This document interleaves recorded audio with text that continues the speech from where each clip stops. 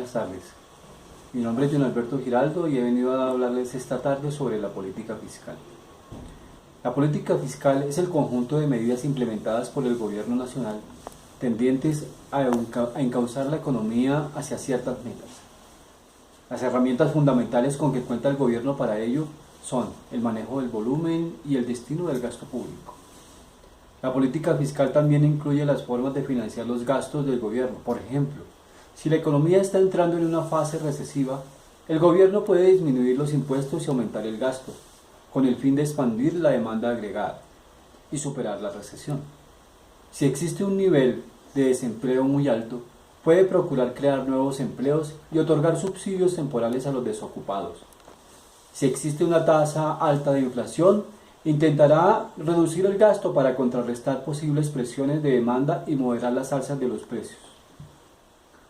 Tenemos entonces que los objetivos de la política fiscal son moderar los ciclos económicos, procurar elevar el nivel de ingreso nacional, redistribuir el ingreso, proveer bienes públicos, aumentar el empleo, entre otros.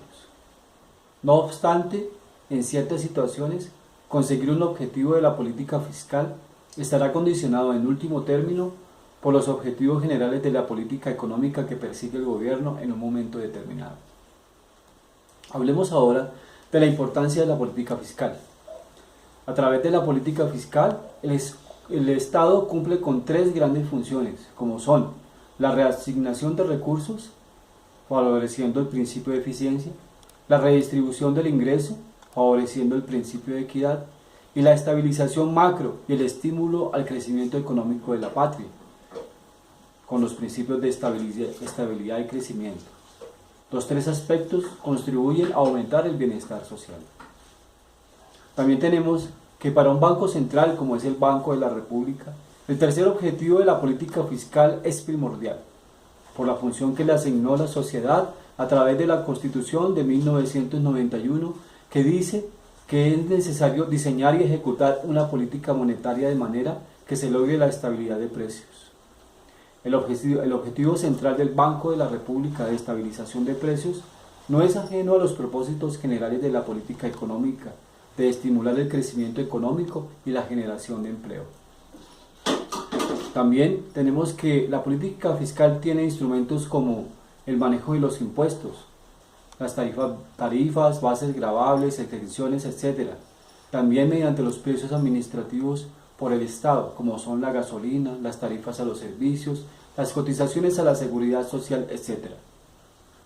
Mediante la decisión del gasto público en diversos programas como la educación, salud, pensiones, justicia, seguridad y defensa, infraestructura, etc., como otro instrumento de la política fiscal. Tenemos también el manejo de la deuda pública, que termina afectando el mercado de capitales y la macroeconomía. Los impuestos. Los impuestos constituyen una transferencia de recursos, pero a su vez pueden distorsionar las actividades económicas porque generan pérdidas de eficiencia. Los impuestos muy altos afectan negativamente el crecimiento potencial de las economías, desincentivando el trabajo, el consumo, el ahorro y la inversión. En cambio, los impuestos muy bajos generan insuficiencia de fondos para que el Estado financie programas esenciales como seguridad y defensa, justicia, educación, salud, etc. ¿Cuál sería entonces el ideal?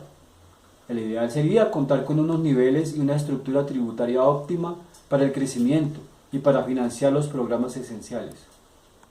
Pero asimismo, no todos los impuestos generan las mismas ineficiencias. La literatura encuentra que tasas marginales altas sobre los factores como los salarios son muy perjudiciales. Se prefieren tasas marginales bajas con bases amplias o tasas proporcionales sobre el consumo, como el IVA. Las reformas se deben buscar estos objetivos, pero no es bueno para la economía cambiar la estructura de los impuestos frecuentemente, ya que genera incertidumbre tributaria. La incertidumbre tributaria desalienta la inversión y crea inconsistencias intertemporales en las decisiones del sistema interbancario. Ahora hablemos del gasto público. Los efectos del gasto público sobre el crecimiento de la patria dependen de su nivel, su composición y de la forma como se financian, a través de los impuestos o de la deuda. El crecimiento económico dice que el gasto público se puede agrupar entre uno productivo y otro improductivo. El gasto productivo son los gastos en servicios básicos del Estado, como son la seguridad y la defensa, la justicia, el capital humano, la salud, la infraestructura, la educación. Este gasto productivo estimula el uso y la acumulación de los factores básicos, como son el capital y el trabajo, su productividad y el progreso tecnológico. También existe el gasto no productivo, que son programas de jubilación, como los gastos de jubilación temprana, que son muy onerosos en beneficios. Los programas generosos de asistencia social, como los subsidios al desempleo. Esto podría desincentivar el trabajo, afectando negativamente el crecimiento económico de la patria. Hablemos ahora del déficit fiscal, que son los ingresos y gastos los gastos del Estado, que se financian con la deuda. El tamaño del déficit fiscal y el tamaño de la deuda son aspectos relevantes para la estabilidad macroeconómica. Un déficit cuantioso y un endeudamiento creciente dan señales al mercado de una situación fiscal insostenible. Afecta la confianza de los inversionistas, reduciendo y aplazando sus decisiones de inversión y anticipa mayores impuestos futuros. Terminan también absorbiendo cuantiosos recursos del sector privado, desfinanciando sus actividades. Los efectos de un alto déficit sobre la macroeconomía son la deuda interna o TES, que terminan presionando al alza de las tasas de interés de la patria.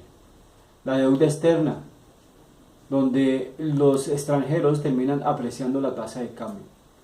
Con recursos del emisor terminan generando inflación, lo que genera un impuesto regresivo.